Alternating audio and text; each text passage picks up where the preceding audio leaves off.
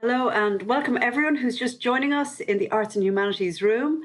And welcome to Jaime Jones, who is giving the talk today. I'm going to hand over to her straight away.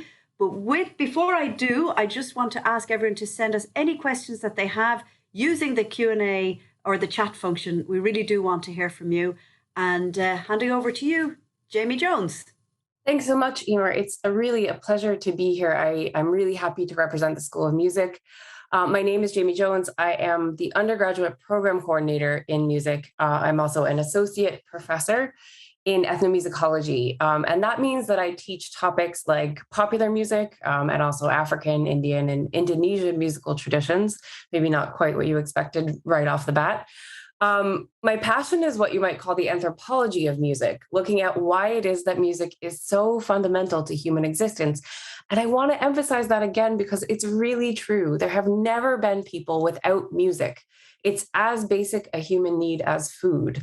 And this is one of the exciting things that I find about studying music in university. It gives us the opportunity to ask these really big questions about how music fits into human society and civilization. And it's something we're really passionate about in our school. So today, I want to talk to you about what we do in the School of Music, but more importantly, I want to think about what you might do with us here in UCD. I'm going to start by talking about what it means just in general to study music at university. And then I'll go on to talk about the different programs that we offer and what it would actually look like if you decide that one of our offerings is right for you. And of course, as Emer has already mentioned, if you have any questions as we go, please feel free to type these into the Q&A box and we can get those answered for you. And I also want to mention here at the outset that directly following my session, there's actually a session on our performing groups. So that'll be coming up kind of right away. And otherwise, we'd love to see you in the music booth in the exhibition hall, the virtual exhibition hall, of course. So I want to start with two questions. The first is why study music at university? And the second, why study music in UCD, in our university? And to start with the first, I want to clarify what I mean. Of course, most of you who are here, I hope, are here because you've already thought about and decided to study music at third level. But the more relevant question and what I really want to address is why you might choose to study music at a university compared to studying music at, say, a conservatory or in a program that's more, say, performance oriented. And that's exactly what I'm going to address in this little section.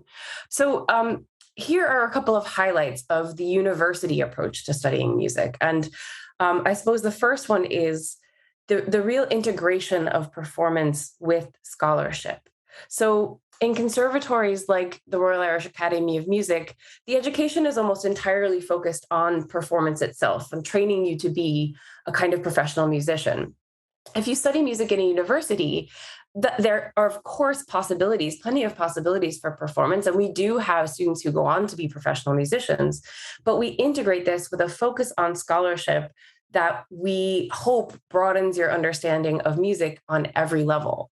Studying music in a university also provides a really thorough foundation in a whole set of academic skills like writing, critical and analytical thinking, communication. And studying music in a university also allows you to take complementary subjects and modules outside of music based on your interests. That means that at a university, the fact that you develop a kind of diverse repertoire of skills and that you potentially study multiple subjects opens up a much wider array of possibilities after graduation.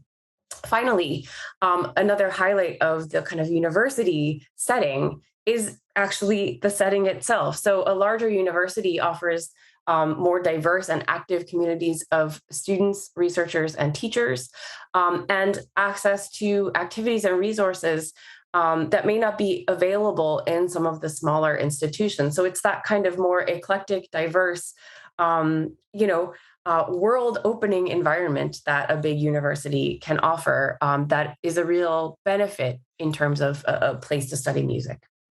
So those are my thoughts on why you might study music at a university. And second, I want to turn now to why study music in UCD. And I'm going to give you 6 reasons that you would study music here with us at UCD.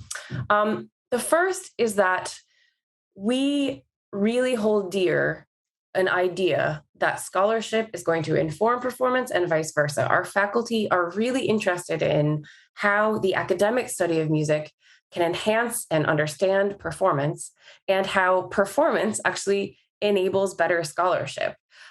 So, we teach you music theory, and the idea is that by understanding theoretically how music works, it helps you become a better performer. Likewise, if you play in an ensemble of any kind, it increases not only your musicianship, but your ability to think about and talk about music, even from kind of critical levels. So that's the first reason. The second reason why you should study music in UCD is that we have a really unique approach in terms of building progression into our curriculum. We don't have, and we'll talk more about this, I assume, in a bit, we don't have an entrance exam or auditions for music, and we're unique in Ireland in this way. Instead, our curriculum is designed to teach students musicianship skills from the first year, and we've actually created an entirely unique program where in stage 1, there's one option for students who are already at a more advanced level in terms of music theory and notation training, but another option for students who may already be good musicians, but who may not have as much experience with classical music theory, for example. So we have this kind of progression built into the curriculum. And by the time the program is finished, you have a thorough grounding in the skills that are necessary to go on to a further career or further study in music. 3, the UCD School of Music offers a really broad range of modules on a diversity of topics.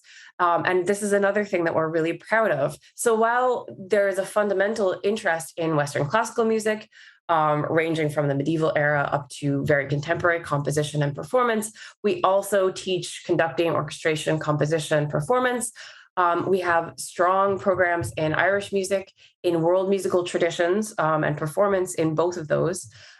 As well as things like film music and popular music.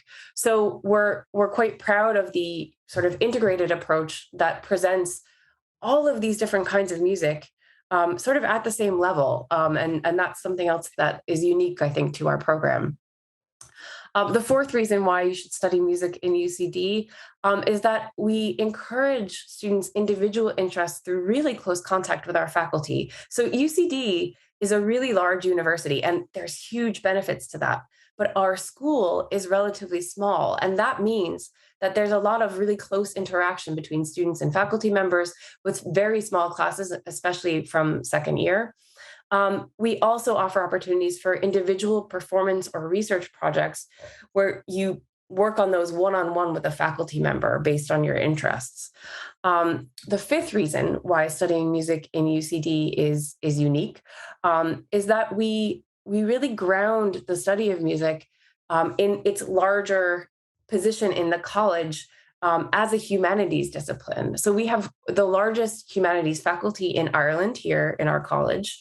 And that means that you have access to lectures, scholars, and events in complementary disciplines like English, history, languages, etc. And that's very important to us to kind of situate music in that larger framework of trying to understand human culture and human civilization. Finally, there's a really active student life in the school and beyond.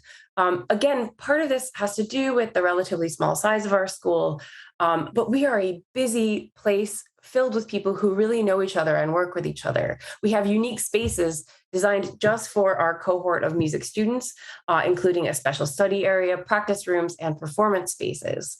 Our corridor, especially now that we're back, is always buzzing with activities. There's a strong sense of community among the students and support for all kinds of performance endeavors, ranging from the official student ensembles and performance groups to more, I suppose, ad hoc student-run groups. So all in all, UCD offers a music program that is unique in Ireland with strong academics and a really close-knit sense of community. But that's my particular take on it. And obviously I'm biased. What I would like to do now is turn this over to, I suppose, the perspective of some of our students. So I'm going to stop talking for a minute and we're going to play you a video that shows some of our students talking about their experience in the school. This is a fantastic night for the UCD Symphony Orchestra. It's the big payoff, having worked so hard. Collectively, we have about 200 students performing on stage. Music is my ultimate passion. I'm obsessed with music within Adaster. We have frequent recitals within UCD, also outside of UCD, where we have workshops, we have accompanist lessons to meet different vocal coaches. We get to know different conductors, ultimately just improving our opportunities within the music scene in Dublin. Having come from a background where music wasn't particularly present, the encouragement I've received in UCD School of Music has been phenomenal. It's actually pushed me towards aiming for my master's degree in music and possibly a PhD too. When I graduated from UCD, I did a BMUS. I decided to go straight into being a full-time performer. I started playing with Glenn Hansard. The School of Music, it's small. It's not a big faculty, but that makes it even better. You know everyone that's teaching you. And by the time I got to masters, they knew exactly what I liked, what I really excelled at, and what I probably needed help with. One of the things we really value about the school is that we're contained in a relatively small space on campus. Through that we get this fantastic sense of camaraderie among the students, and you really see there's a warmth and support between them. Smaller class sizes obviously helps with the learning environment. Coming in as a mature student, I never thought I could study music in third level, but actually I finished a degree in a couple of months. Deferred my place for about 14 years and became a hairdresser. Then I decided to go back to finish my degree, and obviously I didn't have enough of music, so I'm starting my PhD in part-time in September.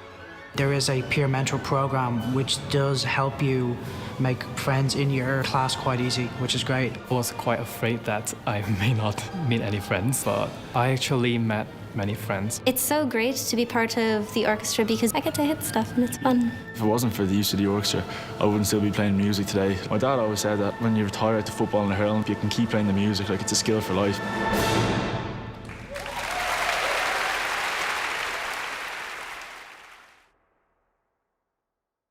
So that's just a small glimpse of some of our students, particularly focusing on the orchestra as well, which is a great thing to see. And again, you'll have the opportunity to hear more about our performing groups in the next session and beyond that as well. What I want to do now is turn to the degrees that we offer. So once you sort of think about whether UCD is the right place for you, there's different ways that you can actually study music. And coming into UCD, there are two primary options for you to think about, but it gets a little bit more complicated. So I want to talk about three undergraduate degree options: the BA, the BMUS, and the BA Humanities. So our BA is our biggest program. It's a joint major, so you do music with another subject. And it's really sort of focused on a progression across 3 stages or 3 years. In stage 1, the focus is really building skills, writing, listening, notation, music theory, but also beginning to delve into sort of cultural analysis of music in different contexts. In stage 2, it's really deepening knowledge of music history, of Irish and world musical traditions, learning keyboard and technology, musical form and musical structure. So that's sort of what you're expanding upon at stage 2. And in stage 3, there's a lot more space for refining and specializing. So we offer seminar-style modules, meaning very small class sizes with more intensive study of specialized topics based on our faculty's research interests. So modules in ethnomusicology, in popular music, in orchestration conducting, in film music, and then in classical music sort of eras and composers. So there's a lot of, I suppose, variety at that level where you're really learning to sort of apply the skills that you've built on in stages one and two to very specific subjects that you're covering at stage 3. So that's RBA. And again, you take that with another subject. Another possibility is the BMUS. And that's something that you can't actually decide upon until after you complete your first year. So we do have a pure music degree, but you start in the BA. studying music with another subject. And if you choose to, and depending on your GPA results from your first year, you can transfer into the BMUS from second year and complete a 3-year degree, which is a pure music degree or a BMUS. This option is similar in terms of the kind of progression by stage as the BA, but if you transfer over to the BMUS, there's more emphasis on performance and practical music skills. Additionally, final year BMUS students write a major research dissertation or give a recital. So that's another option. There's a sort of extra BMUS option, which is not something you need to think about right away, but I'll mention it, which is that you can actually complete a 3-year BA degree in music in another subject and then add a 4th-year BMUS degree on top of that. So add a specialized year in music and end up in 4 years with both a BA in 2 subjects and a BMUS degree on top of that. So that's one other option for students. And again, you don't need to decide that until your final year, and it's based on your grade results, basically. The other option for you is our 4-year degree, the BA Humanities degree, where we have a very specific course called Music, Film, and Drama. So it's a 4-year degree taught across those 3 subjects with an emphasis on internships and exchange in the 3rd year. There's a specific talk for this later on today, so I'll reserve that information for the 3:30 session, and particularly I will be going on to talk about that around 3:45. So if you're interested in that 4-year degree, I encourage you to come along to that talk at 3:45 today.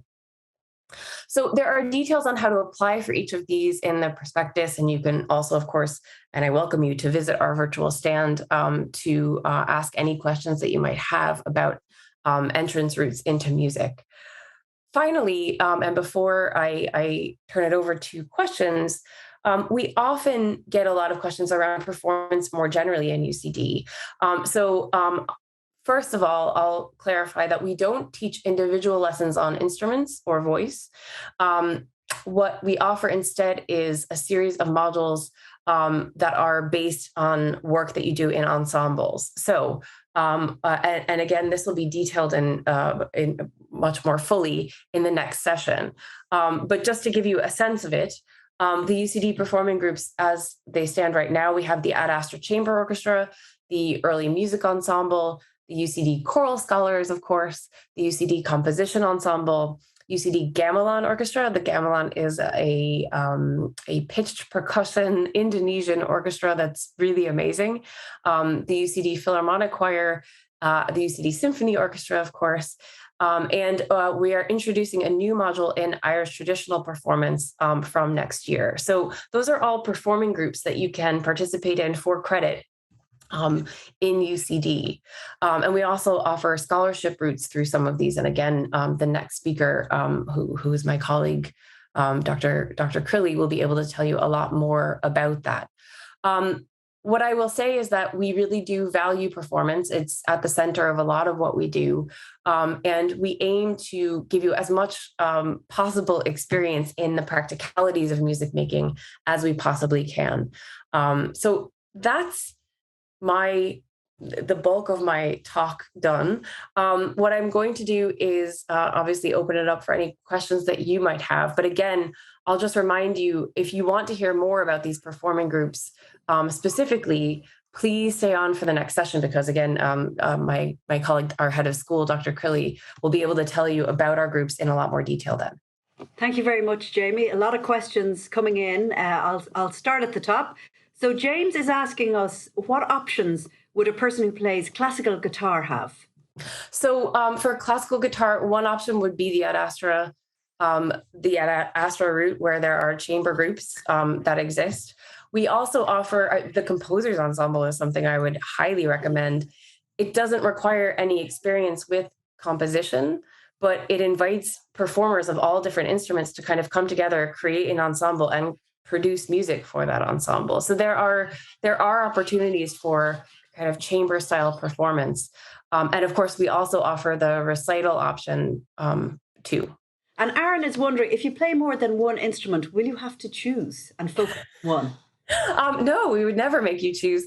I mean, the thing is, because again, we don't give one-to-one lessons, what we would encourage you to do is find spaces in our performing groups to play different instruments. And you could actually take more than one ensemble at a time. So you could potentially play one instrument in one group and a different instrument in another group, for example. That sounds like a lot of fun. Mm-hmm. And I'm wondering, if you don't study music, can you participate in orchestras at UCD and ensembles? Meaning if you haven't played an instrument before. So say, for example, if you're studying... You're studying another subject and you want to be in the ensemble. Absolutely. So our ensembles are all offered as electives across the university, which is another quite cool feature about them. And I'm sure Dr. Crilly will tell you even more about this in the next session.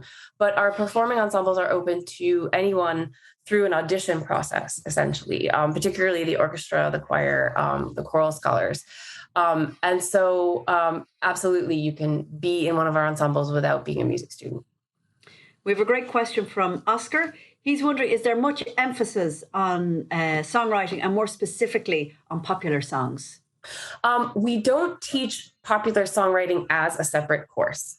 What we do teach instead in stages 2 and stages 3, we offer modules where sort of the analysis of popular music is at the center of things. So it gives you an inside out understanding of structures and production techniques as well.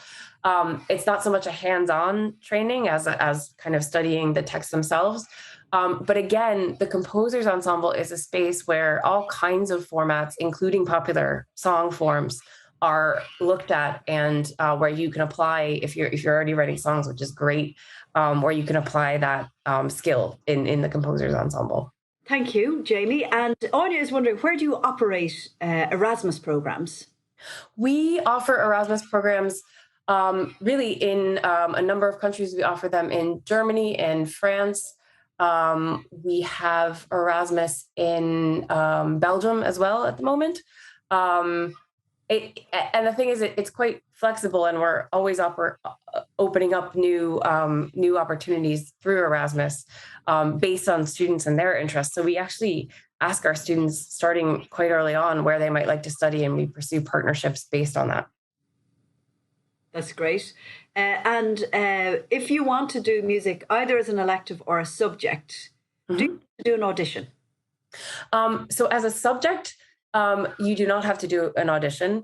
The auditions are only for specific performing ensembles. So you audition to be in choral scholars, in the orchestra, or in the Philharmonic Choir. We do not hold auditions for the Gamelan Ensemble or the Composers Ensemble. So again, it really depends on those specific modules. But as a subject, no, we're really unique in Ireland in that there's no entrance exam and there's no audition. Instead, if you want to study music and you get into the degree, when you come into first year, we help you figure out where you're at and we train you from there. And a lot of questions coming in about the popular combinations on the BA Joint Honours with Music. Can you talk us through some of those? One of the most popular combinations is music and English. We see that all the time. And also in the past few years, we've opened up some new possibilities in terms of music and drama being offered, or music and film being offered together. And those are really great sort of subject combinations. And one that we emphasize again also on that BA Humanities pathway degree. So that's another possibility. But we also see music very frequently paired with languages. So music in French, music in German. And obviously, for any of those of you who might be interested in teaching secondary school, for example, those pairings make a lot of sense. Music in Irish, these are pairings that make a lot of sense if you are interested in going on to teach, for example. So having that subject area expertise. And I should mention our undergraduate program is designed to fulfill the Teaching Council requirements for secondary school teaching.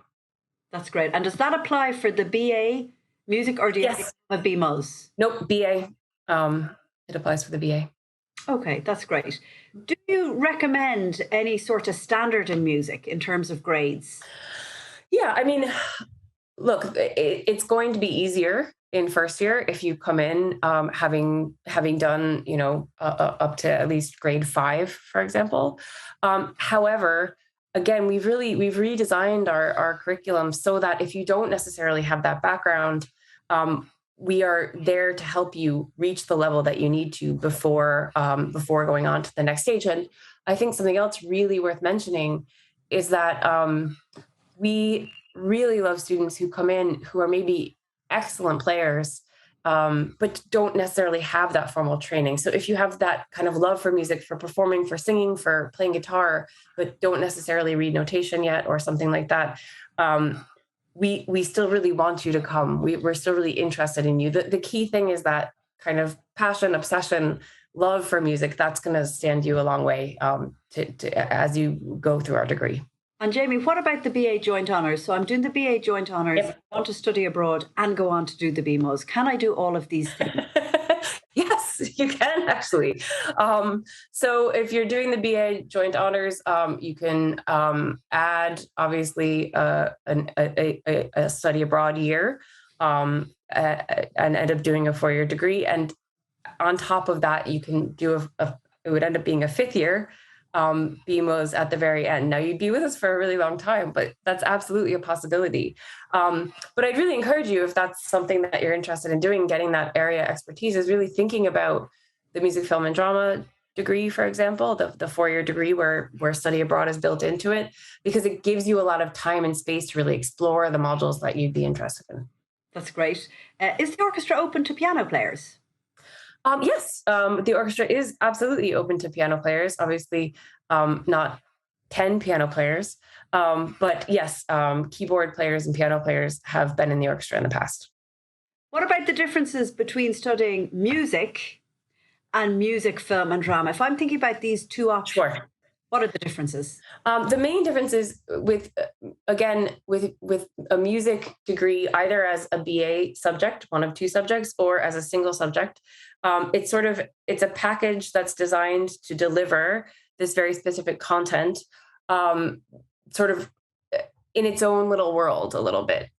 What's quite unique about the music, film, and drama degree is that it offers you specific study of those 3 subjects, but it's complemented by what we call course-specific modules, where all 3 come together, and we focus on the interconnections between those 3 subjects.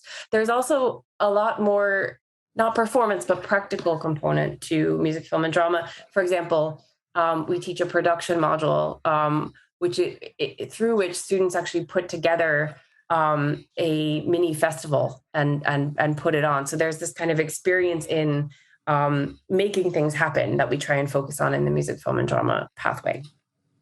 And Kathleen is wondering, on that note, is there an option to focus more on the compositional aspect of music rather than performance? Yes, absolutely. So if you in any of these degrees, actually, in the BA particularly, there's never a requirement that you're in a performing ensemble. So you don't actually have to be in an ensemble. But if you're interested in composition or the pure study of music, you can work your way up through and take modules that are geared towards, say, compositional strategies.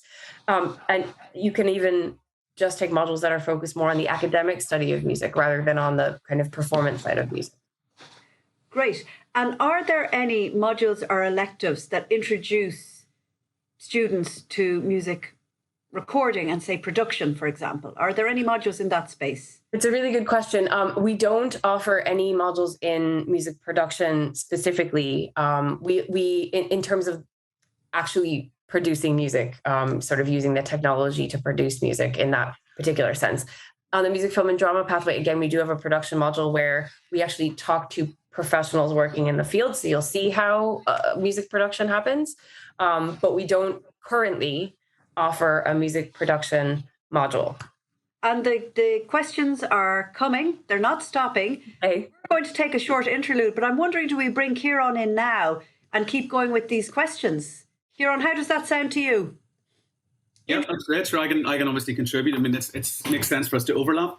There really is an overlap, and there's a lot of interest, and I see there's a lot of newcomers coming in as well. So Fáilte Isteach, welcome to everybody who's just joined us. We're at the beautiful intersection between the School of Music and the performing groups with Jaime Jones and with Ciaran Crilly from the School of Music. So you're all very welcome. Is the orchestra open to anyone who has no previous experience whatsoever in an orchestra? Not the orchestra, unfortunately. We would be looking for quite a lot of experience for that. The standard has gone up incrementally during the existence of the orchestra. And we find now that for string players, we're really looking for people who are at the grade 7, grade 8 level coming in. And for some instruments, it'll be higher again, because it's very, very competitive in certain instruments like the flute and the clarinet, for example. We're often looking for people who have at least grade 8 and maybe have an experience of a good local orchestra, a regional youth orchestra or a national youth orchestra. So the orchestra wouldn't be for someone who is coming in from no background, unfortunately. Okay, that's great. Are you open to tuba players? Joey? Yes. Yeah, we actually commissioned a piece last year that has 2 tuba parts in it, and in fact we're done. We actually have to rewrite the piece with 1 tuba because we couldn't get another one. So yes, we're very, very happy to have tuba players in the orchestra. The bulk of the repertoire we would do would be 19th, 20th century repertoire.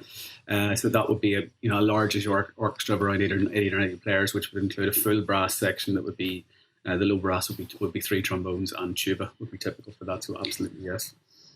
Thank you, Ciaran. And if you're, say, auditioning for a few orchestras, do you have to re-audition each year?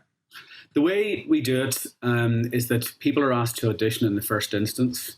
And once you're in, you get your place. And the only need for you to re-audition is if you're actually applying for a scholarship. The scholarship is absolutely predicated on re-auditioning. So, but if you're actually just getting in for the place, then you only have to audition at the very first instance. And Ciaran, do you recommend that people maybe take external lessons to improve their performance? Yeah, always. In one of the ensembles. It's not essential. I mean, in terms of there's not the exposure in the orchestra the same way there would be if you were doing a recital. If you were taking a recital module in the school, we would absolutely 100% recommend that you're guided through that with a mentor. With an instrumental or vocal teacher. But with the orchestra, not so much. Some people have done in the past, and it does make a difference. If you're in the orchestra and say you're a principal clarinet, you have a big solo in a symphony, you might want to take that off to a teacher. But generally speaking, it's like the learning is within the sections themselves. We expect them to do their own autonomous practice, but the main learning is actually in the practice sections we do together.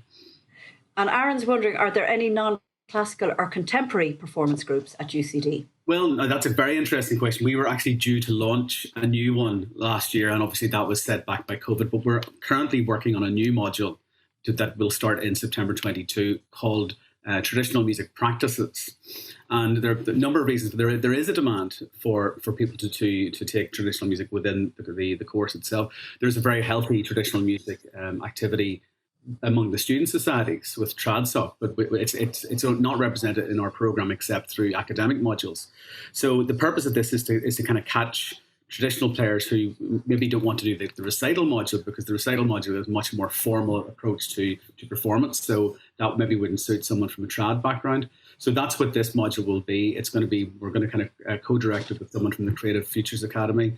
And then we'll be bringing in guest lecturers who are practitioners in the trad world. So that's something new for 22, and I'm pretty excited about how that's going to develop. So okay. Yes is the answer. Okay, great. And do all flute players have to double piccolo in the orchestra? No, not all of them do. So some do. I mean, we get a lot of flute applicants every year. I'd say we may get 15 new flute applicants every year.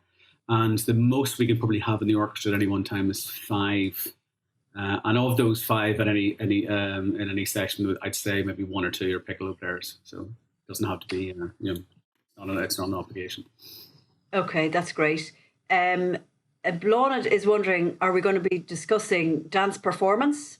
I wish we could, but it's not something that we cover. There is dance, I think, in the School of English, Film and Drama. We have performed quite a lot of dance music. I'm a big fan of ballet music. We've done a lot of ballet scores in the orchestra before. We actually did a special concert about 3 years ago that was called a ballet extravaganza. But in terms of actual collaboration with dance, that is not something that's happened previously.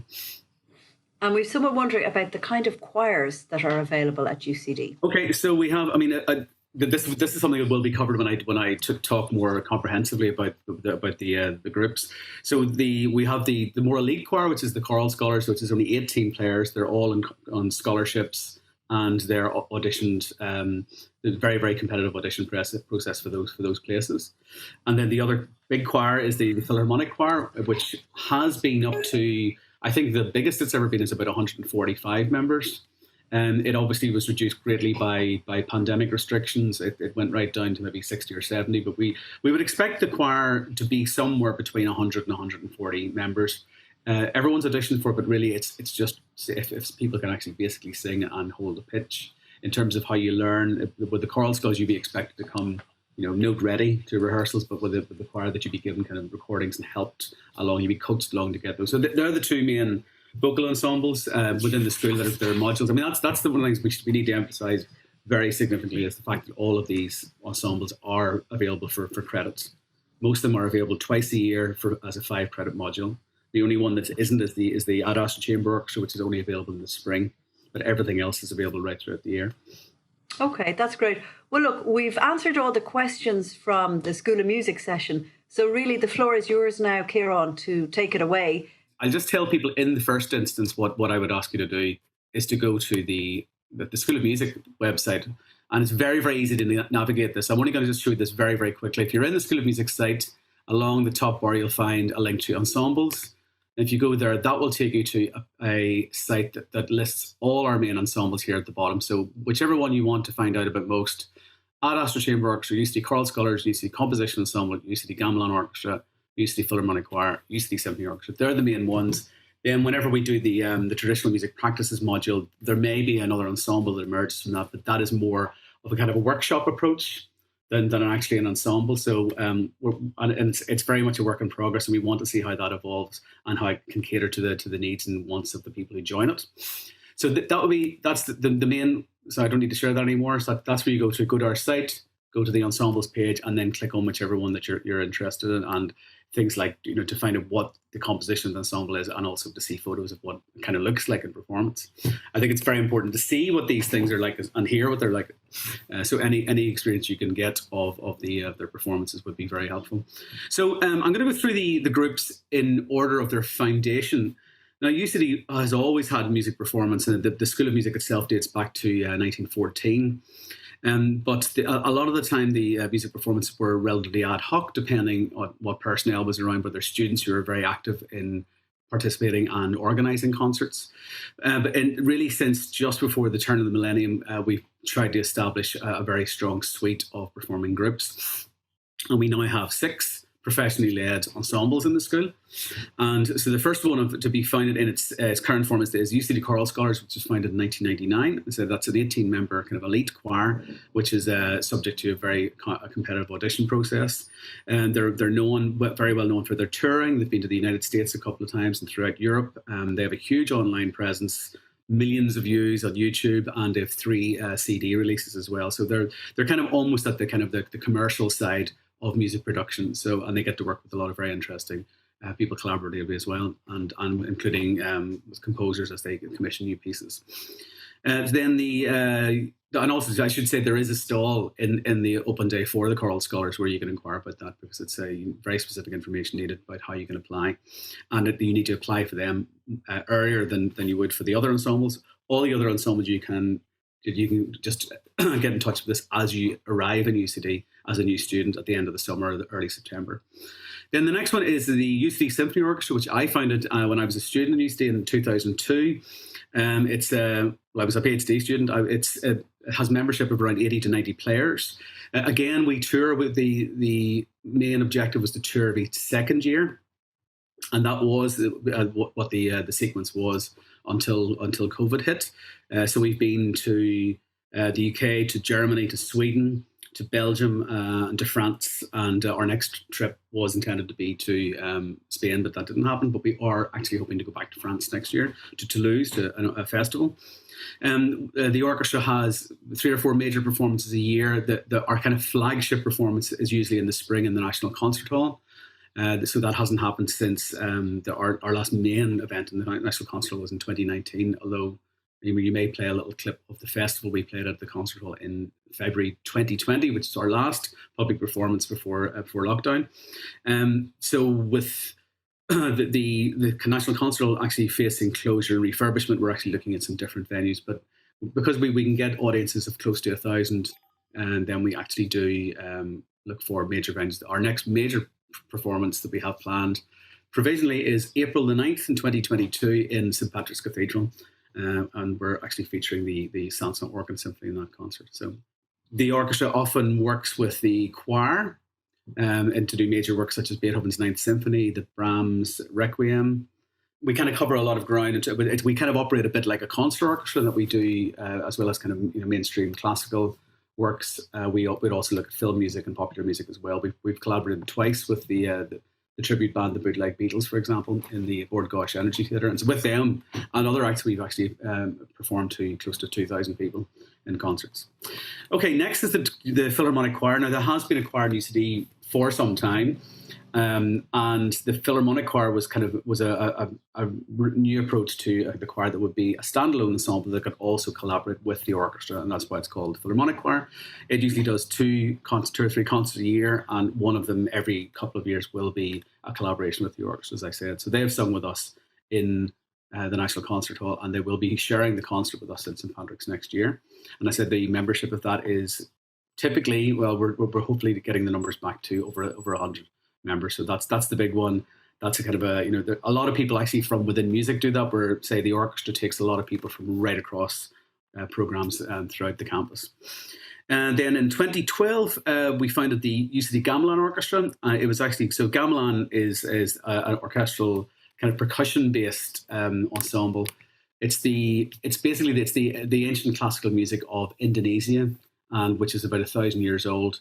And you have instruments, you have like tuned gongs and bronze percussion, and then some softer instruments like a bamboo flute and like fiddle-like instruments. So it's a bit of a different approach. And one of the things that's great about this is you can come in at the very start with no previous experience of playing gamelan, and you're kind of taught as you go along different tasks, like almost like a production line. You're given different tasks as you go along, and they get more complicated the longer you're in the group. And they have an agreement with the government of Indonesia, and have collaborated with them, been over there and brought guest artists back to Dublin. And they were actually the first gamelan ensemble to be established in Dublin, so they have an historic significance from that point of view. Membership is usually between, say, 15 and 20 players. And then the Adaster Chamber Orchestra was founded in 2019. So it's almost like an offshoot of the orchestra and the Adaster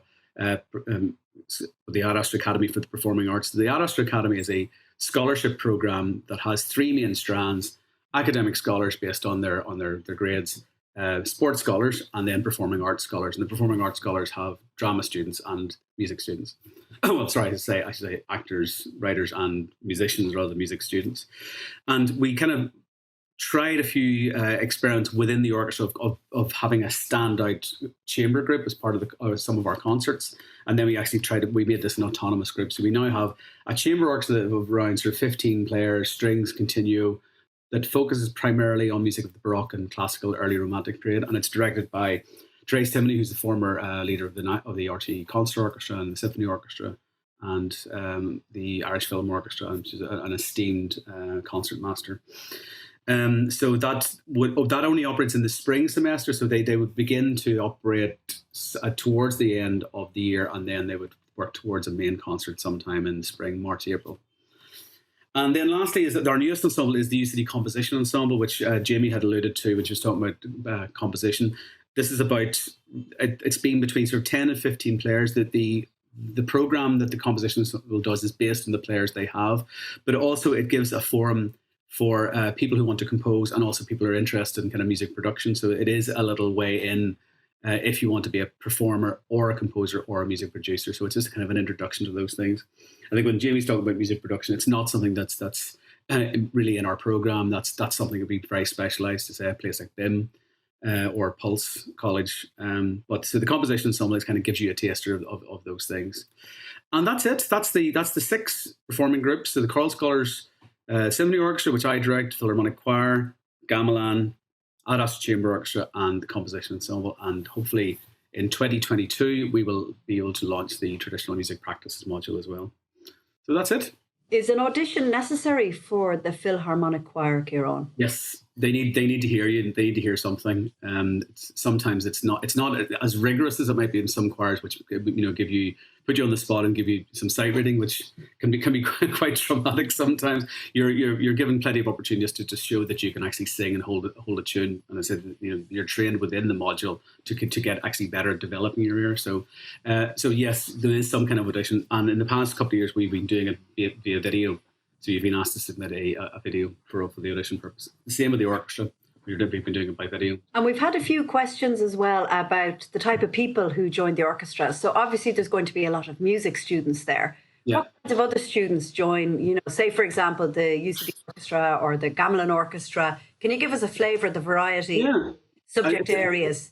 It's a great question. And actually, in something like the orchestra, not a lot of music students will be in the orchestra. The orchestra seems to represent, it's just, it's these very, very, clever, enthusiastic students who are doing subjects right across the board.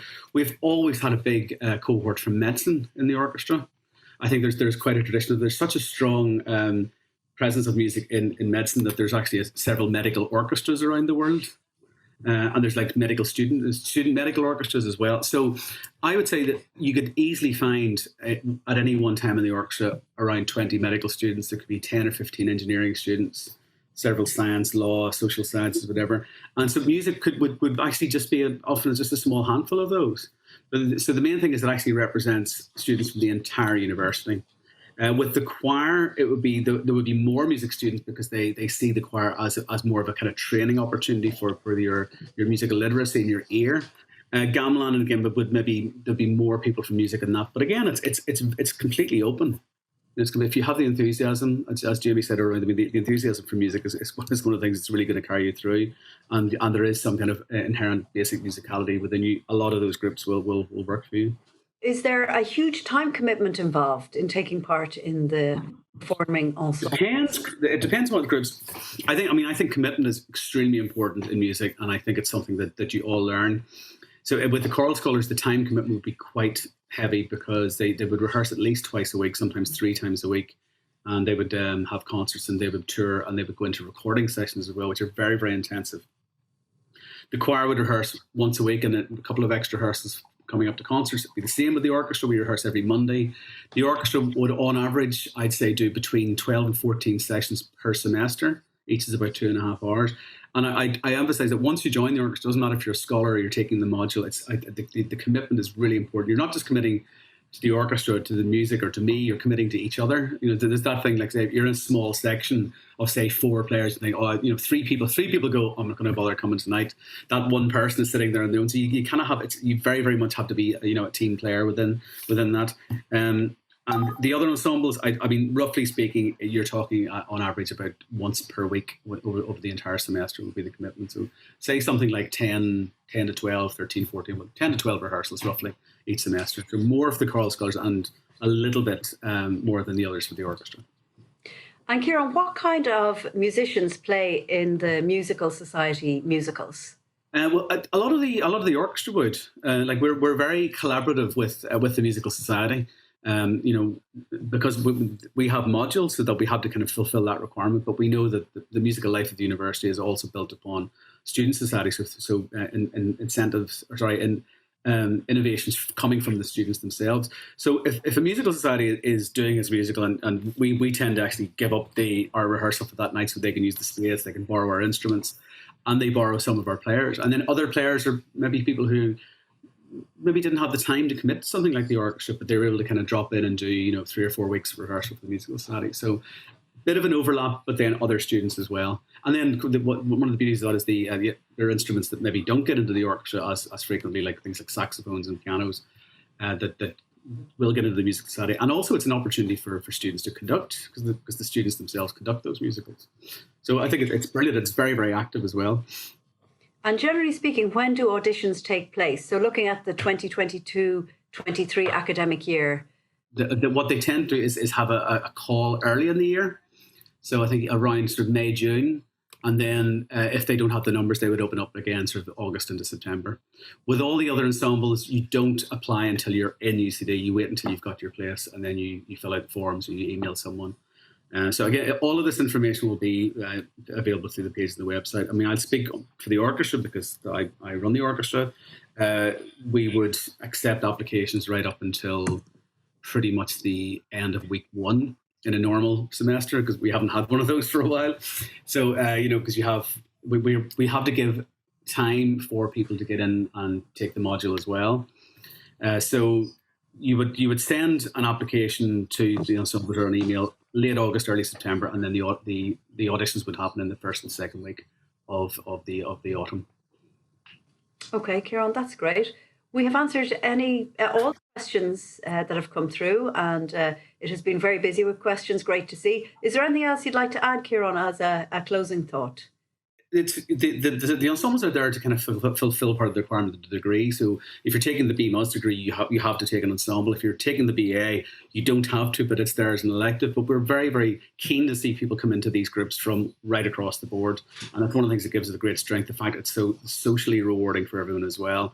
If you're studying a subject, particularly if you're studying a subject with massive classes, and maybe it might be a bit harder to kind of to kind of socialize with people. You're thrown in, sitting in a viola section beside someone who's doing a completely different subject, and then all these social events that we have, and then the way that the students interact beforehand, during breaks, and afterwards, it just makes it a very, very enriching experience for student life. So I very, very much encourage new students to come forward and join us.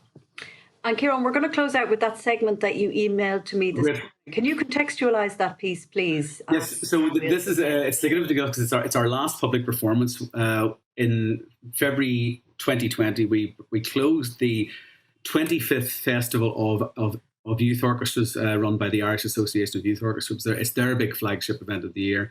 So I thought it was quite an honour that they asked us to actually close out the event, because it did actually include the National Youth Orchestra as well.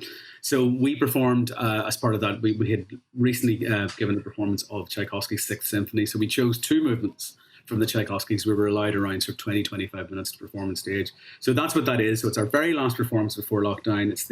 We did the 2 movements of Tchaikovsky Six Symphony, and what you're going to play, I think, is the end of the 3rd movement.